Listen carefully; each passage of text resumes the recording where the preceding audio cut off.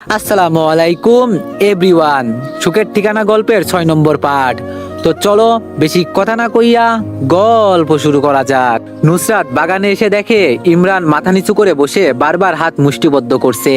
নুসরাত ভয় পাচ্ছে খুব, তারপরও সাহস সঞ্চয় করে নিঃশব্দে এসে ইমরানের পাশে বসে। ইমরান একবার মাথা তুলে তাকিয়ে আবার নিচের দিকে তাকিয়ে থাকে। নুসরাত বলল, ভাইয়া এখানে একলা বসে আছিস কেন? মন খারাপ? আমি রেগে বললাম, তোর সমস্যা কি তাতে? যা তো তোর কাজে যা, বিরক্ত করিস না। নুসরাত বলল, আমি তো এখন আমার কাজে এসেছি।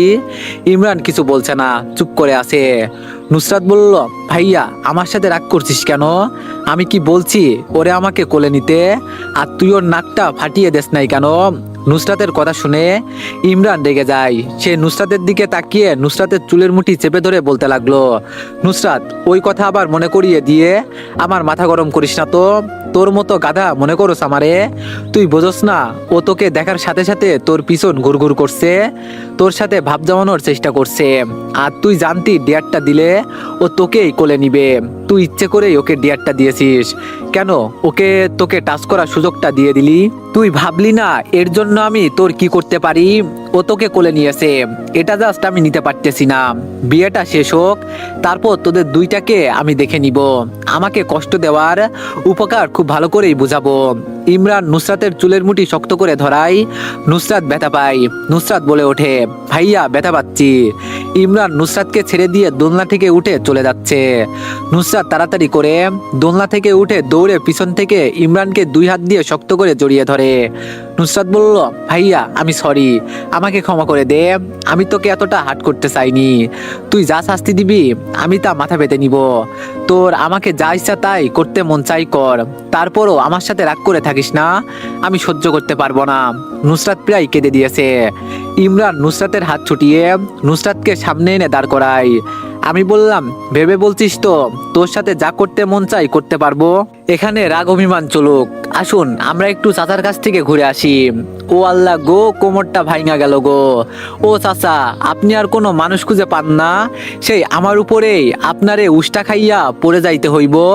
ও আল্লাহ, আমার হাতের বিরিয়ানির প্লেট কোথায় গেল? চাচা বলল, আরে আস্তে থাম, তুই আসোস তোর কোমর নিয়া, বিরিয়ানি নিয়া। আর এইদিকে আমার কিরাসের সামনে পয়রা আমার যে ইজ্জত গেল, এখন কিরাসের আমি এই মুখ দেখামো কেমন করে? জরিনা বানু বলল, চাচা আপনার কিরাসও আছে? চাচা আপনার লুঙ্গি? জরিনা বানুর কথা শুনে চাচা তার মাথায় একটা ঠোয়া মারে। চাচা বলল, ওই বেডি খবরদার অজ্ঞান হবি না, লুঙ্গি খুললে সমস্যা নাই, ভিতরে প্যান্ট আছে। এইদিকে আমি বললাম, ভেবে বলছিস তো যা করতে মন চায় তাই করতে পারবো? নুসরাতের হুঁশ ফিরে আসে। সে কি বলতে কি বলে ফেললো। এখন ডেভিলটা যদি উল্টাপাল্টা কিছু করতে চাই? নুসরাত ভয়ে ভয়ে জিজ্ঞেস করে, কি করতে চাস তুই? আমি বললাম, বুঝিস না কি করতে চাই? আমি লুচ্চা ছেলে, অসভ্য বিয়াদব, সুযোগ পেলেই চুমু খাই। এখন কি করতে চাইবো খুব করে বুঝেছিস নিশ্চয়ই। ইমরানের কথা শুনে নুসরাতের কলিজার পানি শুকিয়ে যায়। সে ভয়ে এক ঢোক গিলল। ডেভিলটা এখন তাকে ভালোভাবেই ধরাশায়ী করলো। এখন যদি ডেভিলটা সত্যি সত্যি এইসব করে, আল্লাহ গো আমি নাই, আমি পালাই। নুসরাত কোনো কথা না বলে পাশ কেটে দৌড় দিতে নিলেই ইমরান হাত চেপে ধরে। নুসরাত বলল, আল্লাহ গো। আমি বললাম, পালাচ্ছিস কোথায়? এভাবে কথা দিয়ে কথা না রেখে চলে যাচ্ছিস, দিস ইজ নট ফেয়ার, এটা কিন্তু ঠিক না। নুসরাত বলল, ভাইয়া আমি তো ইচ্ছে করে বলিনি, মুখ ফসকে বের হয়ে গেছে। মুখে ইনোসেন্ট হাসি আনার চেষ্টা করছে। আমি বললাম, সে যেটাই হোক, এখন তো আমি তোকে ছাড়ছি না। সুযোগ যখন পেয়ে গেছি, হাতছাড়া তো আমি একদম করব না। নুসরাত বলল, ভাইয়া আমি কিন্তু চিৎকার করব আমার সাথে খারাপ কিছু করলে। আমি বললাম, চিৎকার করবি, আমার অনুমতি নেওয়ার কি আছে? ইমরান নুসরাতকে টেনে এনে দোলনায় বসিয়ে নুসরাতের দুই পাশে দুই হাত দিয়ে নুসরাতের দিকে ঝুঁকে পড়ে। নুসরাত দুম খিসে ঠোঁট কামড়ে চোখ বন্ধ করে আছে। ইমরানের মুখ নুসরাতের মুখের খুব নিকটে। আমি বললাম, তোর কথা একদমই বিশ্বাস করতে নেই, তুই কথা দিয়ে কথা রাখতে পারিস না। ইমরানের বলা কথা শুনে নুসরাত চোখ মিলে তাকায়, দেখে ইমরান গভাগভ হেঁটে বাড়ির ভিতরে চলে যাচ্ছে। নুসরাত বোকার মতো ইমরানের যাওয়ার দিকে তাকিয়ে আছে। কেউ একজন বিরিয়ানির থালা নিয়ে সামনে আসায় জরিনা বানু বলে ওঠে, এই তো আমার বিরিয়ানির থালা। পরক্ষণে চোখ উপরে তুলে ভয়ে একটা বিষম খায়। ফুপি যে রাগে ফুলছে, জরিনা বানু তা দেখে নিচ থেকে উঠেই এক দৌড়ে পালালো। চাচা বলল, আপা তুই বিরিয়ানি না খেয়ে মাথায় দিয়ে বসে আছিস কেন? চাচার কথা শুনে ফুপির রাগের মাত্রা দ্বিগুণ বেড়ে যায়। ফুপি ঠাস করে চাচার গালে একটা থাপ্পড় দিয়ে হনন করে হেঁটে উপরে চলে যায়। চাচা গালে হাত দিয়ে নিচে বসে পড়ে। আজ তার মান ইজ্জত কিছুই থাকলো না। এইদিকে দিশা তখন থেকেই দিহানকে খুঁজেই যাচ্ছে। সেই সকালে তার হাতের কাছে তার বাড়িতে দিহান আছে, অথচ আজকে বেটাকে ঠিকমতো জ্বালানোর সুযোগই পেল না। দিশা খুঁজতে খুঁজতে নিচে চলে আসে। চারিদিকে চোখ বুলাতে দিহানকে দেখে মেজাজ খারাপের চরম পর্যায়ে চলে যায়। দিহান দুইটা মেয়ের সাথে হেসে হেসে কথা বলছে। এই দৃশ্য দেখে দিশার রাগে গা জ্বলে যাচ্ছে। ওরে বাটপার, এরে তো ভালো ভদ্র নিষ্পাপ পোলা মনে করছিলাম, কিন্তু এ তো তা নাম, এও তো দেখছি লুচ্চা কমিটির সদস্য। দিশা এক দৌড় দেয় দিহানের দিকে। এভাবে হঠাৎ করে কেউ দৌড়ে আসায় মেয়ে দুইটা ও দিহান ভেবাচাকা খেয়ে ওঠে। দিশা হাতে হাত বাড়ি দিয়ে ঠোঁটে কামড় দিচ্ছে, এমন রিয়াক্ট করছে যেন আজকে এদের সবাইকে মেরে পিন্ডি চটকাবে। দিহান ভুরুকুসকে দিশাকে জিজ্ঞেস করে, কি সমস্যা, এমন করছো কেন? দিশা বলল, দিহান তুমি আমার সাথে এভাবে করতে পারলা? সামান্য একটা ফোন ধরি নাই বলে তুমি এখন আমাকে ছাড়া অন্য মেয়েদের নিয়ে ঘুরছো, এখন আমার কি হবে? দিহান দিশার কথা শুনে বোকা বনে যায়। তাছাড়া দিহানের কি বা করার আছে? এই মেয়ে এখন এসব কি বলছে? মাথায় কি সমস্যা আছে নাকি ভুল করে এই বাসায় ঢুকে পড়েছে? দিহান বলল, এই দিশা সমস্যা কি তোমার? কি বলছে এইসব? আর বাচ্চাদের মতো ভেবা করছো কেন? দিশা বলল, কি আমি ভেবা করি? আজ আমি পর হয়ে গেলাম, আমার কথাও এখন সহ্য হয় না, আমি আমার ভাইয়াকে সব বলে দিব। দিশা পিছন ফিরে হাঁটা ধরলে দিহান হাত চেপে ধরে মেয়েদেরকে এক্সকিউজ মি বলে দিশাকে একপাশে টেনে আনে, যেখানে কোনো মানুষজন নেই। ইমরান ভিতরে এসে চাচাকে এভাবে গালে হাত দিয়ে বসে থাকতে দেখে অবাক হয়ে চাচার পাশে বসে। আমি বললাম, চাচা কি হয়েছে? কে মেরেছে তোমাকে? আর এভাবে এখানে নিচে বসে আছো কেন? মান ইজ্জতের তো 12টা বাজিয়েছো। চাচা বলল, কি উল্টাপাল্টা কইতেছিস? আমারে কেউ মারতে যাইবো কেন? তো চাচার মারার কারো সাহস এখনো হয় নাই। উষ্টা খাইয়া পড়ছি, ব্যথা পাইছি, তাই বসে আছি। ইমরান সন্দেহের দৃষ্টিতে চাচার দিকে তাকায়। চাচা বুঝতে পেরে তাড়াতাড়ি মেঝে থেকে উঠে কেটে পড়ে। উপর থেকে রাফসান ইমরানকে দেখে নিচে নেমে এসে নুসরাতের কথা জিজ্ঞেস করে। বিকালের ঘটনার জন্য এমনিতে ইমরান প্রচুর রেগে আছে, এখন আর রাগ সহ্য করতে পারছে না। ইমরান রাফসানের কাঁধে হাত দিয়ে বলল, চল তোকে নুসরাতের কাছে নিয়ে যাচ্ছি। রাফসান বলল, কোথায় নুসরাত? আমি বললাম, আমার সাথে চল, নিয়ে যাচ্ছি। ইমরান রাফসানের কাঁধে হাত দিয়ে রাফসানকে বাগানের দিকে নিয়ে যায়। রাফসান দেখে নুসরাত দোলনায় বসে আছে, সে ডেকে ওঠে, নুসরাত। রাফসান নুসরাতের দিকে যেতে নিলে ইমরান হাত চেপে ধরে। নুসরাত ভয়ে ভয়ে ইমরানের দিকে তাকিয়ে আছে, না জানি এখন কুরুক্ষেত্র শুরু হয়। আমি বললাম, নুসরাতকে পছন্দ করিস? ভালো টালো বাসিস নাকি? ইমরানের প্রশ্ন শুনে নুসরাত এক বিষম খায়, কিন্তু রাফসান হাসি মুখে জবাব দেয়, ভালোবাসি। নুসরাত চোখ বড় বড় করে রাফসানের দিকে তাকায়। গাধাটা বলে কি, সকালে গাধাটার সাথে দেখা হয়েছে, আর এখন সন্ধ্যায় এসে বলছে ভালোবাসি? এই রাফসান গাধা তো আজ গেয়া। নুসরাত ভয়ে ভয়ে ইমরানের দিকে তাকায়। নুসরাত ভয়ে বড় একটা ঢোক গিলল, কারণ ইমরান আগে থেকেই তার দিকে তাকিয়ে আছে। দিহানের রাগী মুখ দেখে দিশা মুখ থেকে সুইট হাসি এনে দিহানের রাগকে সরিয়ে দেওয়ার চেষ্টা করছে, কিন্তু ওমা, এই দিহান বেটার রাগ চেহারা থেকে যাচ্ছে না। দিশা নিজের সুইট হাসিকে গালি দিতে থাকে। সামনের মানুষটার রাগ যদি তোর হাসি দেখে না উদাও হয়, তাহলে এই হাসি রেখে কি লাভ? দিহান বলল, এই দিশা তোমার সমস্যাটা কোথায়, আমায় একটু বলবে? হ্যাঁ। দিশা বলল, আমার সমস্যা তো আপনি। দিহান বলল, মানে বুঝলাম না। দিশা বলল, আপনি ওই মেয়েদের সাথে লুচুগিরি করছিলেন কেন? দিহান বলল, আমি কখন লুচুগিরি করলাম? জাস্ট কথাই তো বললাম। দিশা বলল, আমি ছাড়া অন্য কারোর সাথে কথা বলতে পারবেন না, বললে সেটা লুচুগিরির আয়ত্তায় পড়বে। ওই মিস্টার, আপনি বোঝেন না আপনার প্রতি আমার সামথিং সামথিং ফিল হয়? গাধা দিহান একটা, কিচ্ছু বোঝে না। দিশা কথাগুলো বলেই হনহন করে হেঁটে চলে যায়, আর দিহান মুচকি হেসে দিশার যাওয়ার দিকে তাকিয়ে থাকে। ইমরান রাফসানকে উদ্দেশ্য করে বলে, এখন তোদের মিলেমিশে একাকার হওয়ার জন্য তোদের নিজেদের পার্সোনাল টাইম স্পেন্ড করার জন্য আমি কি এখান থেকে চলে যাব? নুসরাত অবাক হয়ে ইমরানের কথা শুনছে। এই ডেভিলটা কি বলছে কি পার্সোনাল টাইম স্পেন্ড করব মানে কি? সব তো মাথার উপর দিয়ে যাচ্ছে। ডেভিলটা করতে চাইছেটা কি? রাফসান বলল, ভাই তুই গেলে ভালো হয়, নুসরাতের সাথে একটু কথা বলতে পারতাম। আমি বললাম আচ্ছা আমি যাচ্ছি। ইমরান ঘুরে চলে যেতে নিলে নুসরাত তড়িৎ গতিতে দোলনা থেকে উঠে ইমরানের হাত চেপে ধরে। নুসরাত বলল, ভাইয়া এইসবের মানে কি? কোথায় যাচ্ছিস তুই? আমি বললাম, শুনেছিস তো ও তোকে ভালোবাসে, তাই তোর সাথে একটু আলাদা করে কথা বলতে চাই, তাই সুযোগ করে দিচ্ছি। নুসরাত বলল, ভাইয়া তুই কি পাগল হলি? কি বলছিস তুই? কোনো খেয়াল আছে তোর? ও আমাকে ভালোবাসে বলল, আর তুই তার কাছে আমাকে রেখে যাচ্ছিস। আমি বললাম, তোর আশা আমি কি করতাম ওর সাথে? নুসরাত বলল, তোকে কিছু করতে হবে না, যা করার আমি করব। নুসরাত ইমরানের হাত ছেড়ে দিয়ে রাফসানের সামনে দাঁড়ায়। নুসরাত বড় একটা নিঃশ্বাস নিয়ে বলতে শুরু করে, এই যে মিস্টার, আপনার নাম জানো কি? থাক, নাম জেনে আমার কোনো কাজ নেই। কি যেন বললেন? ভালোবাসেন?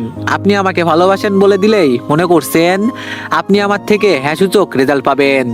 মন কান দিয়ে শুনে রাখুন, আমি এই ডেভিলটাকে মানে ইমরানকে ভালোবাসি। একটু না, অনেক ভালোবাসি। ওই ডেভিলটা ছাড়া আমার মনে প্রাণে অন্য কেউ নেই, আর কখনো হবেও না। তাই এইসব ভালোবাসা খারাপ বাসা আমাকে দেখাবেন না। আর হ্যাঁ, আমার পিছু ঘুরবেন না। আপনার কারণে আমার ডেভিলটা আমার সাথে বারবার রাগ করে, আমার সাথে ঠিকমতো কথা বলে না, মুখ ফুলিয়ে বসে থাকে, আর কখনো যেন আমার ধারে কাছে আপনাকে ঘেঁষতে না দেখি। নুসরাত একদমে কথাগুলো বলে রাফসানের সামনে থেকে সরে এসে ইমরানকে ভেঙচি দিয়ে ইমরানের পাশ কেটে চলে যায়। ইমরান অবাক হয়ে নুসরাতের কথাগুলো এতক্ষণ শুনে গেছে। ইমরানের নিজের কাছে মনে হচ্ছে সে কোনো একটা ঘরের ভিতরে বন্দি আছে। নুসরাতের কাছে এমন কিছু শুনবে সে আশা করেনি। পরক্ষণই নুসরাতের ভ্যাংচিতে ইমরানের হুঁশ ফিরে আসলে সে হেসে দেয়। নুসরাতের কথাগুলো শুনে ইমরানের ভিতরে এতক্ষণ জমে থাকা সব রাগ নিমিষেই উধাও হয়ে গিয়ে মুখে হাসির ঝলক ফুটে ওঠে। নুসরাতের সব কথা রাফসানের মাথার উপর দিয়ে গেল। সে ইমরানের দিকে ফিরে জিজ্ঞেস করে, ভাই নুসরাত এইসব কি বলল? রাফসানের কথা শুনে ইমরান মুখে গম্ভীর ভাব এনে জবাব দেয়, যা বলছে নিশ্চয় শুনছোস, সবকিছু সত্যি বলেছে, একদণ্ড মিথ্যা কথা বলেনি। রাফসান বলল, ও তোকে ভালোবাসে, কিন্তু আমি যে ওকে ভালোবাসি, ওকে তুই ছেড়ে দে। রাফসানের কথা শুনে ইমরানের ভয়ঙ্কর রাগ উঠে যায়। সে তেড়ে এসে কষিয়ে একটা থাপ্পড় মারে রাফসানের গালে। রাফসানের কলার চেপে ধরে বলে, তোর সাহস কি করে হয় এই কথা আমাকে বলার? একদম মেরে ফেলবো। তোর ভাগ্য ভালো তুই আমার ফুফাতো ভাই, তাই তোকে এখন পর্যন্ত কিছু করলাম না, কিন্তু লাস্ট ওয়ার্নিং দিচ্ছি, ভুলেও যদি নুসরাতের আশেপাশে ঘুরঘুর করতে দেখি, তুই যে আমার ফুফাতো ভাই এই কথাটা একদম ভুলে যাব আমি, মনে থাকে যেন। ইমরান রাফসানকে ছেড়ে হনহন করে হেঁটে বাগান ত্যাগ করে ভিতরে চলে যায়। থাপ্পড় যেহেতু খেতে হয়েছে, এই নুসরাতকে নিজের করে না পাওয়া পর্যন্ত আমি ছাড়ছি না। এই নুসরাতকে এখন নিজের করে পাওয়া রাফসানের জিদ হয়ে দাঁড়িয়েছে। খুব শীঘ্রই এই নুসরাতকে নিয়ে নতুন কিছু হতে চলেছে। রাফসান গালে হাত দিয়ে কথাগুলো ভেবে জোরে হেসে ওঠে। ইমরান নুসরাতকে খুঁজছে। ম্যাডাম নিশ্চয়ই তার উপর রাগ করে আছে, ম্যাডামের তো রাগ ভাঙাতে হবে। ইমরান নুসরাতের রুমের কাছে এসে দরজা ধাক্কা দিয়ে দেখে দরজা ভিতর থেকে বন্ধ। তার মানে নুসরাত ভিতরে আছে।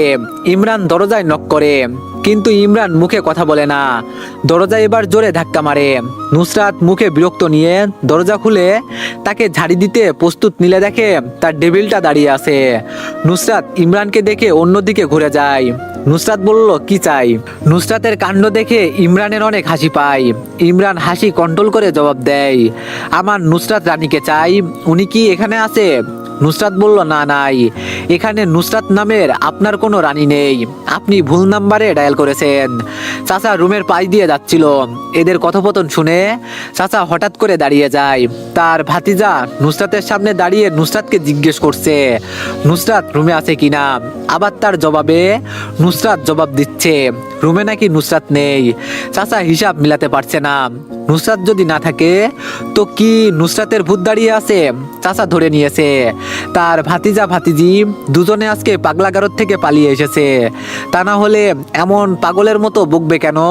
চাচা তাদের পাগলামি আর সহ্য করতে না পেরে দুজনের মাঝে এসে ঢুকে পড়ে, দুই হাত দিয়ে দুইটার হাত চেপে ধরে। চাচা বলল, অনেক হয়েছে পাগলামি, চল দুইজনে চল, আজকে তোদের দুজনকে পাগলা গারদে ভর্তি না করিয়ে আমি ছাড়ছি না। কি একটা অবস্থা তোদের, গায়ে হলুদের দিন তোদের দুজনকেই পাগল হতে হলো। আমি বললাম, চাচা হচ্ছেটা কি, হাত ছাড়ো, আর কি সব আবল তাবল বলছো? চাচা বলল, ও আমারে তাহলে চিনছোস, তাহলে নুসরাত রে চিনস না কে? আর নুসরাতও যে নিজেরে চিনে না, তোদের দুজনের হইছেটা কি আমারে কও তো। ইমরান নুসরাতের দিকে তাকিয়ে বলে, নুসরাত তুই রেডি হয়ে আয়, আমি চাচাকে নিয়ে যাচ্ছি। চাচা বলল, আমি যাবো না, তোদের কি হয়েছে আমারে কও আগে। ইমরান জোর করে চাচার হাত ধরে টেনে নিয়ে আসে। চাচা কিছু বলতে চাইলেই ইমরান ঘুরিয়ে ফিরিয়ে লুঙ্গির কথা টেনে এনে চাচার মন লুঙ্গির দিকে টেনে নিয়ে যায়। সবাই নিচে দিয়ার জন্য অপেক্ষা করছে। কিছুক্ষণ পর নুসরাত দিশা দিয়াকে নিয়ে সিঁড়ি বেয়ে নামছে। ইমরান হা করে তার নুসরাতের দিকে তাকিয়ে আছে।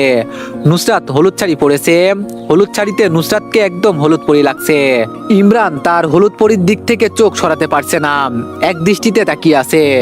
ইমরানের ন্যায় দিহানও অন্য আরেক হলুদ পরির দিকে তাকিয়ে আছে। হ্যাঁ, দিহান মুগ্ধ হয়ে দিশার দিকে দেখছে। এভাবে কখনো দিশাকে দেখা হয়নি। আজকে সন্ধ্যার ঘটনার পর থেকে কেন যেন দিহান দিশার প্রতি দুর্বল হয়ে গেছে। হয়তো প্রিয়জনের মুখে এতদিনের কাঙ্ক্ষিত কথাটা শুনতে পেরে আয়ান দুজনের মাঝখানে এসে দুইটার পেট বরাবর গুতা মারে। দুজনে আউ করে ওঠে, আয়ানের দিকে তাকায়। আয়ান বলল, ভাই তোরা যেভাবে তাকিয়ে আসিস ওদের নজর লেগে যাবে তো। আমি বললাম, তোরা মানে? এই দিহান আবার কার দিকে তাকিয়েছিল?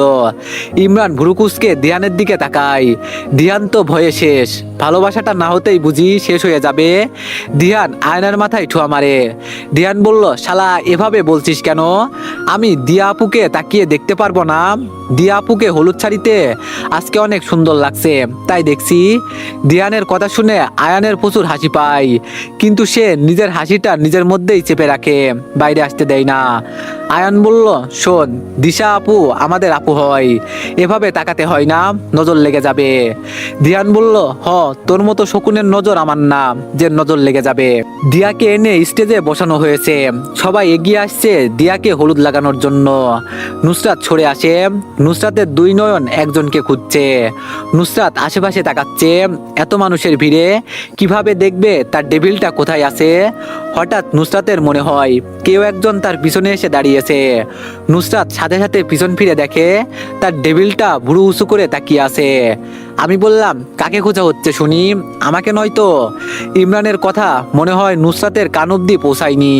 সে তার ডেভিলের দিকে হা করে তাকিয়ে আছে। যা সুন্দর লাগছে না তার ডেভিলকে, হলুদ পাঞ্জাবি পরা, হাতা ফ্লোট করা। নুসরাত ক্রাশ খেয়ে গেছে তার ডেবিলের ওপর। আমি তুড়ি বাজিয়ে বললাম, হ্যালো ম্যাম, কোথায় হারিয়ে গেছেন? ইমরানের তুড়ি বাজাতেই নুসরাতের হুঁশ ফিরে আসে। নুসরাত থমথম খেয়ে বলে, কই, কি হয়েছে? আমি বললাম, এভাবে চারিদিকে চোখ নাচানাচি করে কাকে খুঁজছেন শুনি? নুসরাত বলল, কাউকে না। আমি বললাম, সত্যি? নুসরাত বলল, হ্যাঁ। আমি বললাম, তোকে তো এখন আমার মারতে ইচ্ছে করছে। নুসরাত প্রশ্নসূচক চাহনিতে ইমরানের দিকে তাকায়।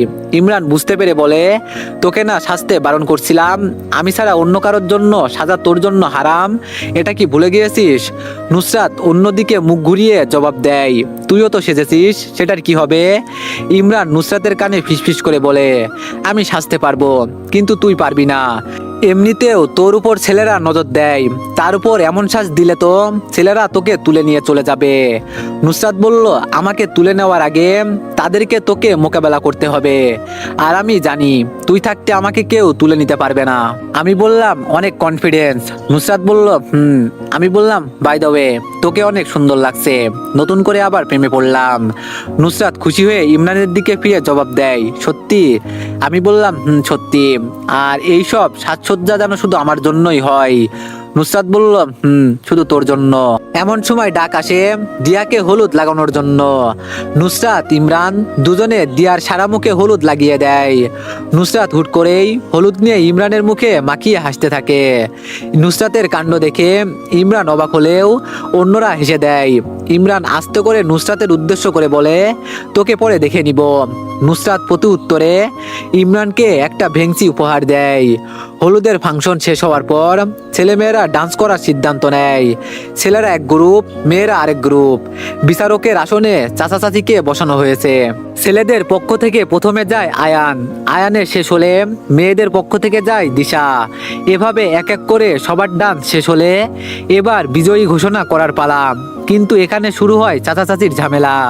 চাচা বিজয়ী ঘোষণা করতে চায় মেয়েদেরকে, কিন্তু চাচি বিজয়ী ঘোষণা করতে চায় ছেলেদেরকে।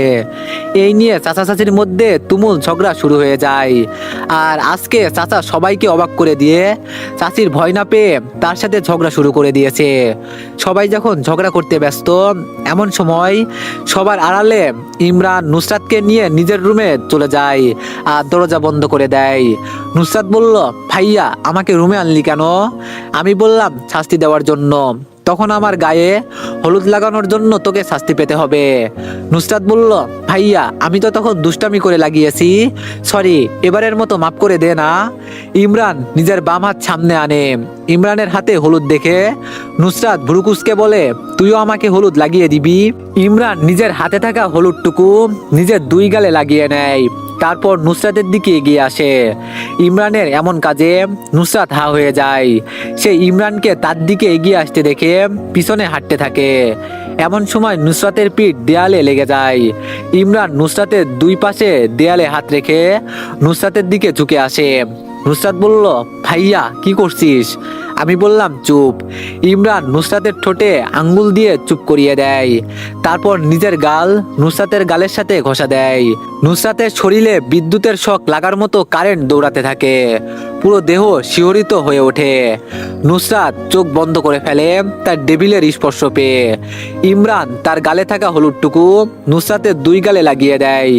এমন শিহরণ জাগানো স্পর্শ পেয়ে নুসরাত চোখ খোলে না। লজ্জায় নুসরাতের মাথা নুয়ে যায়। নুসরাত এভাবে লজ্জা পাওয়ায় দেখে ইমরান হেসে নুসরাতের কপালে টুপ করে চুমু খায়। তো এভরিওয়ান, নেক্সট পার্টের জন্য সবাই একটু বেশি বেশি লাইক আর সবাই একটু বেশি বেশি কমেন্ট করে দিবা। আর তোমরা তো চাইলেও সুন্দর সুন্দর কমেন্ট করতে পারো, যা দেখে আমি আরো ইন্সপায়ার হয়ে তোমাদের জন্য আরো সুন্দর সুন্দর গল্প আনতে পারি। ধন্যবাদ।